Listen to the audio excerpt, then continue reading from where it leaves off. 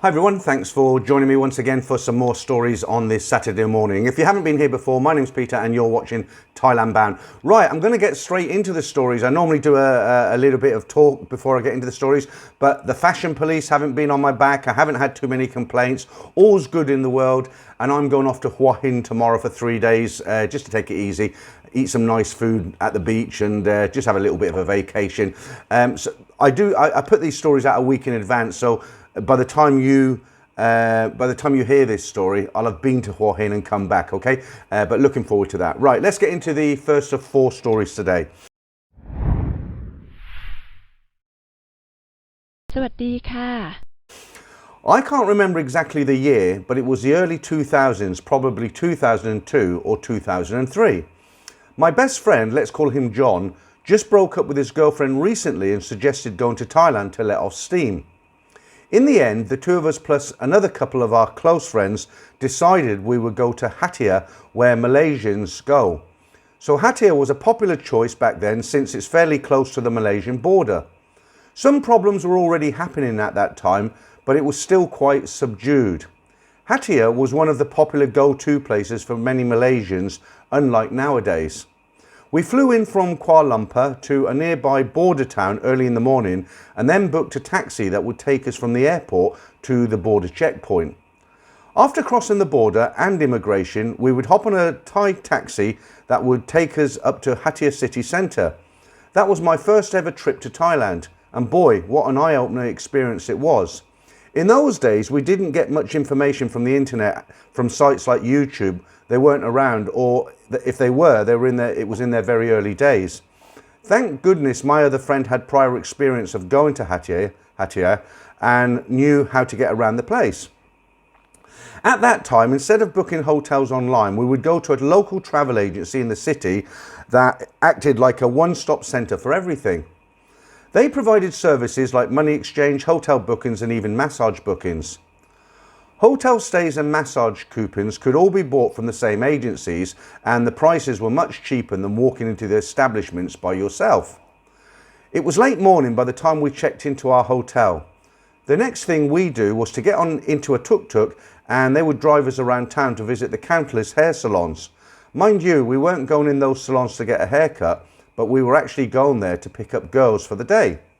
The tuk-tuk drivers would patiently drive us to each and every salon until all of us managed to get the girl we wanted. When we went into the first salon, I saw a couple of girls who looked like sisters and proceeded to ask the Mama Sam if they were sisters. She said yes, and I asked if they were willing to do a threesome. She asked the girls in Thai and they nodded and answered something back in Thai. She then said yes, they were okay, and lo and behold, I immediately decided to take both of them at once. It had always been a fantasy of mine to have a threesome with twin sisters. Although they weren't twins, I settled for the next best thing then. I can't remember exactly how much. I think I paid Thai 1,800 or 1,900 per girl. With 2 girls, it meant I had to pay 3,600 to 3,800 with a tip for their company. The standard arrangement back then was that whoever the girls we had chosen, they would stay with us throughout until the next morning, and then they would leave. The rest of the guys eventually got their girls and touring around the city and screaming through a number of salons. At all the places we've chosen the girls, we told the bosses to send the girls late in the afternoon as we wanted to do some sightseeing and massages first. However, by the time we got back to the hotel from the salons, the girls were already waiting for us in the hotel. So much for the instruction of telling them to come later. Anyway, we told the girls to go to do whatever they wanted to do, grab a bite or whatever, but only come back to the hotel a few hours later, while the rest of us went to a 2-hour Thai massage using coupons we bought from the travel agency. After the massage, we went back to our rooms to rest, and sure enough, the girls were already back from wherever they were and were waiting for us. I had the sisters with me and we went back to my room to rest a while. Here's where the twist comes in. It turned out the girls were not up for a threesome after all. The Mama Sam probably just said what she needed to say to get the business. Maybe the girls were just okay to share me but not do aerobics together. I figured since they were already here, might as well go with the flow. It ended up that when I was having aerobics with one of the sisters, the other would hide herself in the toilet fiddling with her mobile phone. Anyway, halfway through the day, the younger sister told me she had to excuse herself because her mum was in town and she would have to go to meet her. She told me her mother didn't know in what business she did, so she didn't have an excuse to stay. However, the elder sister could stay on as the mother was aware of what she was doing.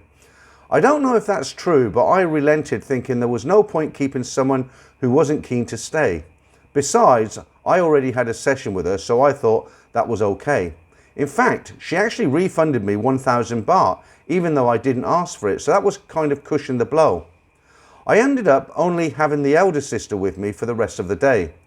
The rest of the trip was kind of blurry, except for a few notable highlights. One such highlight was this club called Kiss Channel, where there were non-stop performances by a few Thais with dance and songs, which were quite entertaining. On our last night, we went to this club called Pink Lady. Upon entry, we were greeted with dozens of screaming girls. As we were trying to get through the place, we were constantly pulled from side to side by eager girls. Since there were 4 of us, it actually felt like we were the Beatles' Fab Four. What a sensational feeling. Apparently, this club is the go-to place for girls who were not booked earlier, and they're there to try their luck with other men. Suffice to say, the quality of the girls there is mostly below average, since they're the ones who were not taken during the day. After having some drinks, I returned to my room as I had another girl already waiting for me in the hotel. She was someone I'd picked up at one of the hair salons earlier in the day while the boys were partying. My friend John, who had recently broke up, always had this fantasy of having a threesome with two guys and 1 girl. After I left the place, he asked our other buddy Philip if he was interested. Philip thought, why not? And John ended up arranging for a girl from Pink Lady to join them with some extra tips, of course. Now here's the best part of our Pattaya excursion. As I mentioned earlier, I had already left the place, and the rest of the details about the subsequent events were shared with me by the others in the following days. When John, Philip and the girl returned to the hotel and got into the elevator going to their rooms, the girl started saying, Ben Tahan is a Chinese Hokkien dialect slang that basically means can't take it anymore. But in this case, she meant can't wait anymore. You see, Pattaya is close to the northern part of Malaysia, where many people speak a bit of Hokkien due to the high influx of northern Chinese Malaysian customers, for whom Hokkien is the lingo. However, once he entered his room, he shut the door, let out a shudder, picked up the room telephone so John couldn't call him, and proceeded to sleep. With Philip bailing, John started knocking on my door, explaining everything to me. He told me he had a girl wait in his room and asked if I wanted to take Philip's place. I took a look at the girl and declined, saying I already had someone in my room who was much prettier. Everyone bailed, and John had no choice but to go ahead with it himself and send the girl off as when they were done. However, this incident left an indelible mark on the trip. Even after 20 odd years, we still tease John about his high tolerance for unattractive girls. It may sound bad to joke about how unattractive this girl was, but hey, boys will be boys, and this memory will stay with us for the rest of our lives. Yeah, I've never ventured right down to the south of Thailand, where it borders with Malaysia. I have heard the stories before. There is nightlife down there, and a lot of Malaysians used to drive to, well, I don't know if they still do, drive to the border, then hop over to the Thai border and have a good weekend or a good week or whatever. But it has become a little bit dangerous down there because of what's going on with various groups and things. Won't get into it too much. I'm not saying don't go down there. I don't know. I've never been there, but I've just heard this, and you know, it's just what people have told me. Okay, right. Let's jump into story number 2. In 2009, I had my first trip to Thailand. I was in my early 50s and was an experienced traveller both for holidays and business, and had visited nearly 50 countries all over the world, but never to Southeast Asia. I was a family man with wife and 2 kids in the end of their teens. I was a managing director of a company in Scandinavia, and the company had suppliers and customers all over the world. I like to travel and see new places, both together with my family, business partners, and alone. This time I should have a meeting with a potential customer in Vietnam, and I decided to have 10 days trip alone. Business and pleasure. First 3 days in Bangkok, then 3 days in Ho Chi Minh City, and 3 days somewhere in Thailand in the end. I had very little knowledge of Thailand and Southeast Asia because I had never thought this place will be of any interest for me. I booked a suite in the Shangri-La Hotel for the 3 first nights. I had my birthday on Saturday. Arriving on Friday, the hotel was fantastic and I had a pickup at the airport with a BMW. A good start, I thought. When I took out money at the ATM, I got only 1,000 baht notes, so the tip to the driver and the butler, in brackets, a small, thin and nice girl, about 30 years old. She was higher than normal. I think I arrived at the hotel in the morning. I had a relaxing day in my room by the pool, by the river, on my private balcony near the nearest streets of the hotel. I felt that Thailand was something special, something unlike what I had felt before in other countries.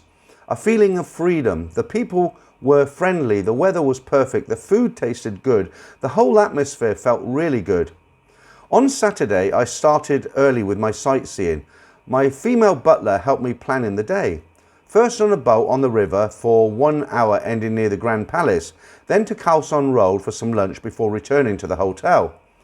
I want to see the entertainment areas, so the butler recommended Soy Cowboy. I decided to go and I was alone, and this was only for looking. I had visited some red light places before, as in Hamburg, Amsterdam, Tokyo, Las Vegas, Rio de Janeiro, but had never any aerobics with the girls there. Working girls is not my thing. I first took a couple of beers in some bars overlooking the street. When it started to get dark, I thought I'll go back to the hotel.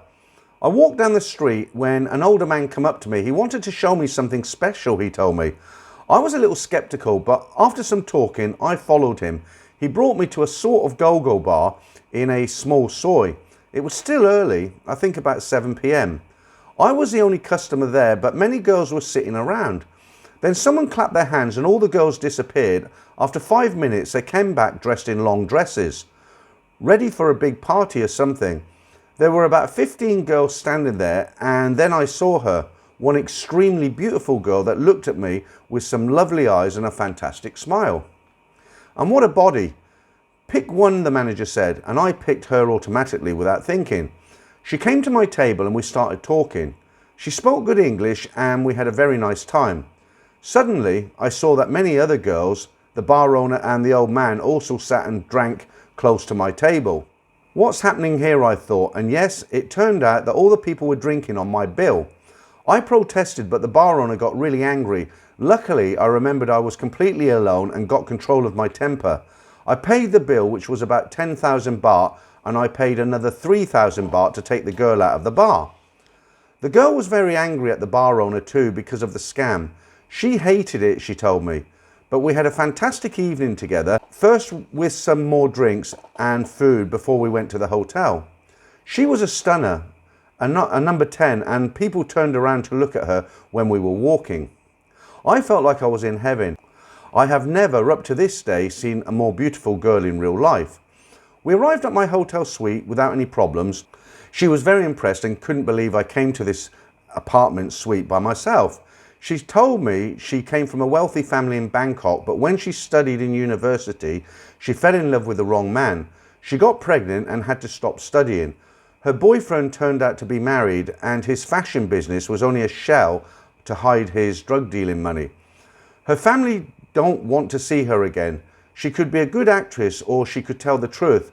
I was not sure, but I feel sorry for her. What a view to see her naked. I have never seen anything like her before or after, but no aerobics. I was married for about 20 years and had never been unfaithful before, so I managed to stop in time. About midnight, she wanted to go home to her small daughter, she said. It was okay for me, I needed some sleep. She wanted to meet me the next morning, but she had to bring the 5-year-old daughter with her. She wanted to show me Bangkok. I said I was busy in some meetings, but I got a phone number. She asked for 5,000 baht, but I gave her 10,000 baht. 5 minutes after she walked out of my room, I got a telephone call from security about her. I had to come down to the reception. They had no information or registration of her. Long story short, I called my butler and she took care of everything. In the morning, the butler came to my room.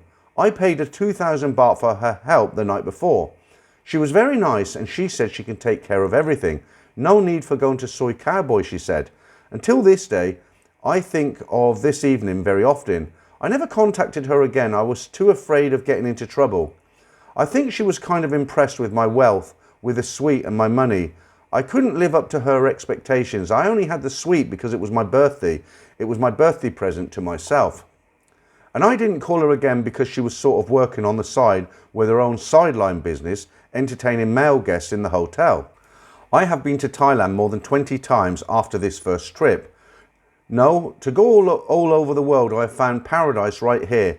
I am divorced and I've recently married, this time to a Thai girl, and I'm very, very happy. So the only thing I'd say on that story, again, and I've said this so many times, I don't understand why guys go off with people who approach them in the street. I mean, if I was walking in Soy Cowboy and some guy come up to me and wanted to take me somewhere special, I'd just say maybe later and walk on, you know. But you know, we've had so many stories on this channel where, you know, a guy puts somebody, come in the taxi, I want you to meet my sister or my daughter, or come to a card game, or, you know, like this one here. I just don't understand it. But, you know, if you come to Thailand for the first time and it looks too good to be true, it normally is. You know, you don't go off with people. You know, you can find your own way around.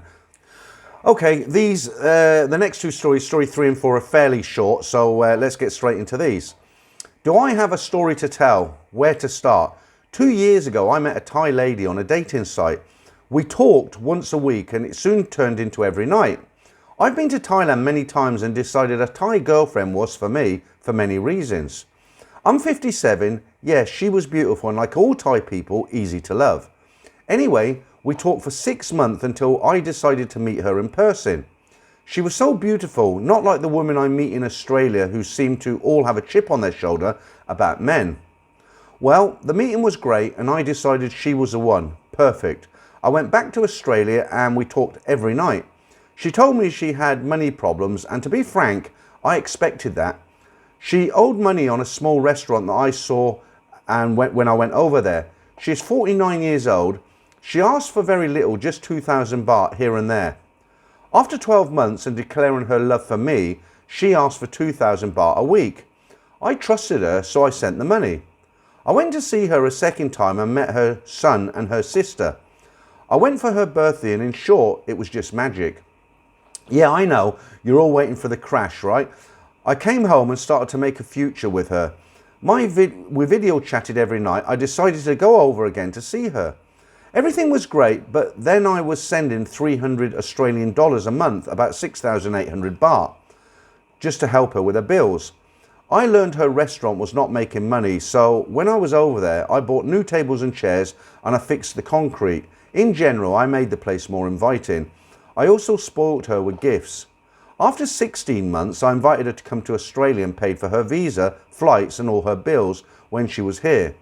At this point, the relationship was in full swing. My life was saved and in a great place. That cost me about 4,000 Australian dollars, approximately 9,000 baht. When she was here, I asked her to write down all her bills and profit from her shop.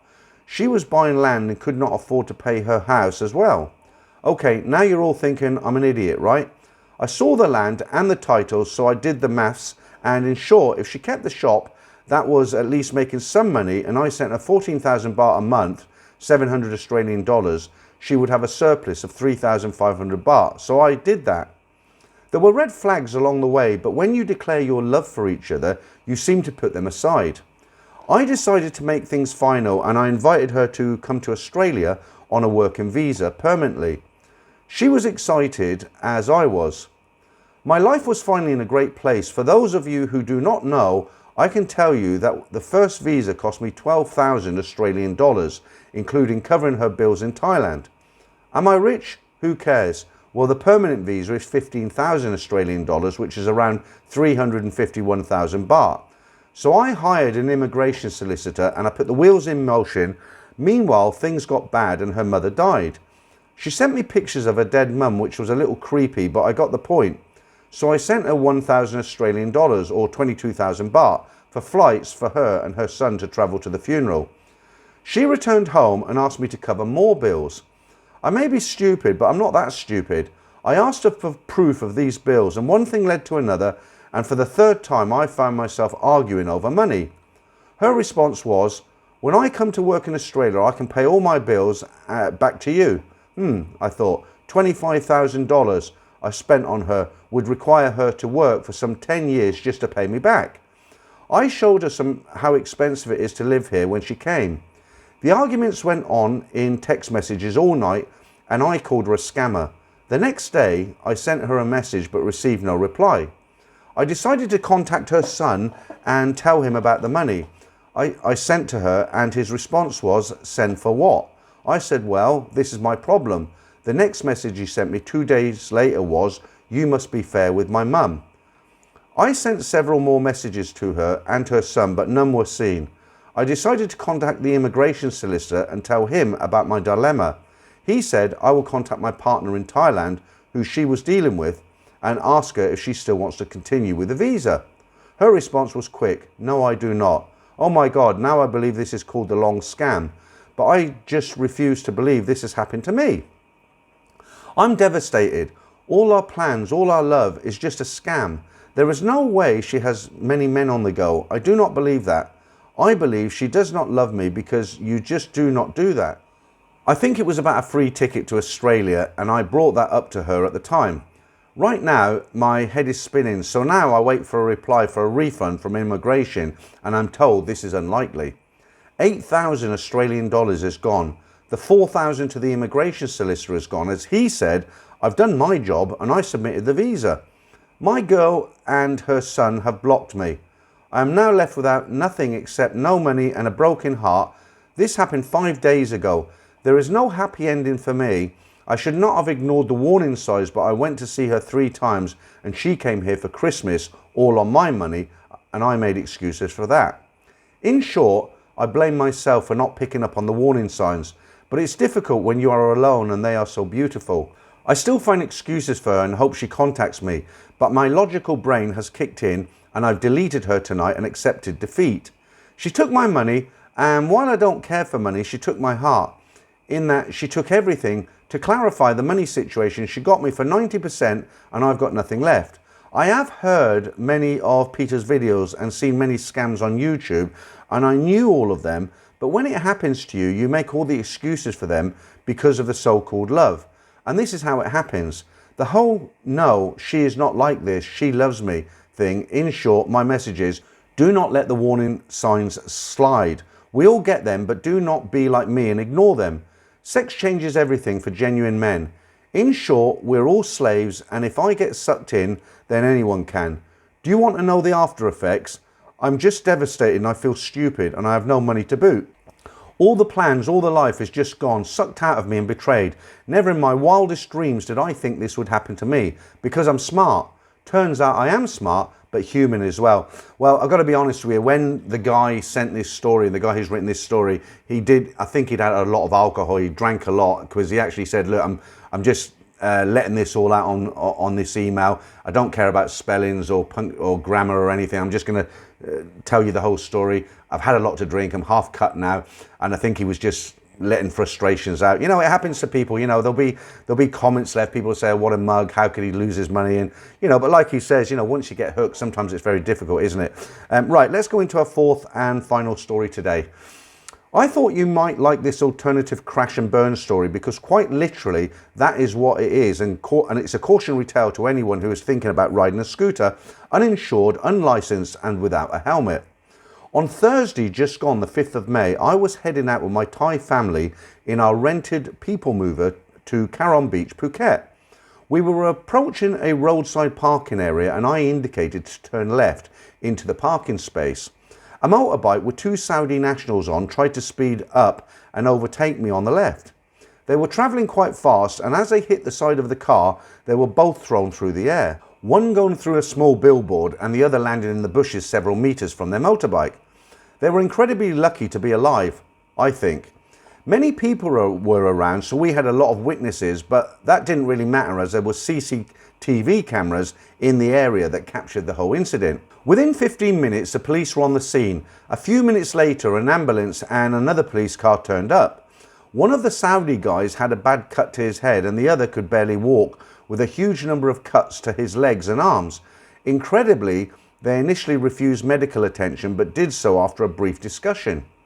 They still, however, refused to be taken to hospital, I suspect because they had no travel insurance. A policeman did an initial interview with me at the scene. When I gave him my international licence, passport and Australian licence, he says it was very good I had all the correct documents, as the other guys had no documents at all on them, and assured me I would not have any problem as it was clear from the scene what had happened. So we all had to drive to Caron police station. The motorbike was a clear write-off, so the other guys went in a police car. That's when we found out the two men had no licence, no insurance and clearly no helmets on. It wasn't looking good for them. I brought my car insurance at the place I hired the car from, and I strongly urge anyone to buy your insurance locally and not online, even if it seems cheap at the time. We had an insurance representative at the police station within 20 minutes, and he dealt with the police for us and did all the paperwork. He was brilliant. I paid 1,900 Thai baht for the insurance, and the car was quite badly damaged but drivable. That insurance saved me a world of pain and a huge repair bill potentially. We had to return to the police station the following morning to finalise everything and sign the police investigation report. We were kept about 2 hours because the other two guys had no money to pay the hire company for the bike, and one of them was refusing to pay the 500 baht bar fine for no helmet. We were kept about 2 hours because the other guys had no money to pay the hire company for the bike, and one of them was refusing to pay the 500 baht fine for not wearing a helmet. I found this absurd as it was his friend driving and his friend who had foot the bill for the new bike. I was getting bored, so went outside for a cigarette and was approached by the girlfriend of one of the guys. She explained they had no money and no insurance, and could I ask my insurance to pay or for me to pay, as they clearly thought I should. I was astonished at this suggestion and gave a flat no to her request. After some phone calls by them back to their country, they did manage to get the money sent, a bill of 50,000 Thai baht, because they were too cheap to get insurance, as I had. No one was leaving that police station until the money was found, so we just had to wait. This has put me off personally riding a bike in Thailand for a while, and I stick to rental cars. The police were absolutely brilliant to us, mostly, and I'm sure because we had all the right paperwork on hand.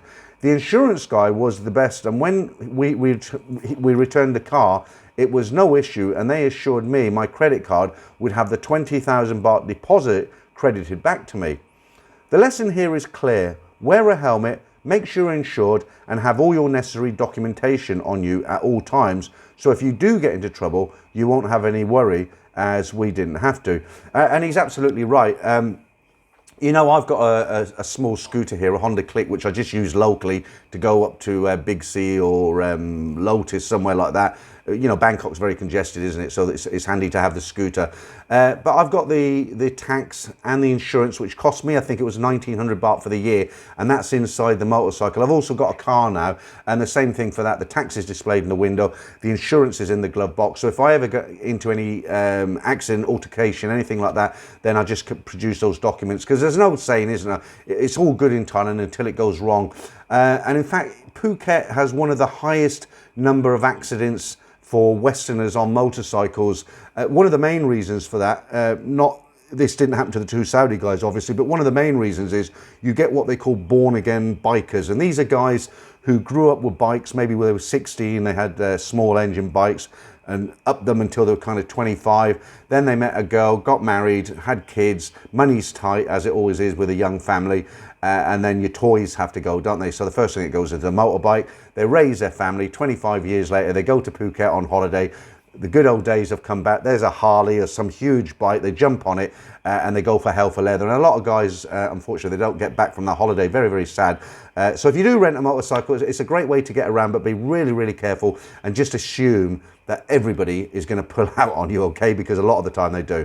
Right, that's it once again, guys, for this week. Thank you very much for listening. I'll be back real soon. As I said, I'm off to Hua Hin tomorrow. I'll be back by the time you listen to these stories, because I always do them a week in advance. Thanks for listening again. I'll catch up with you real soon.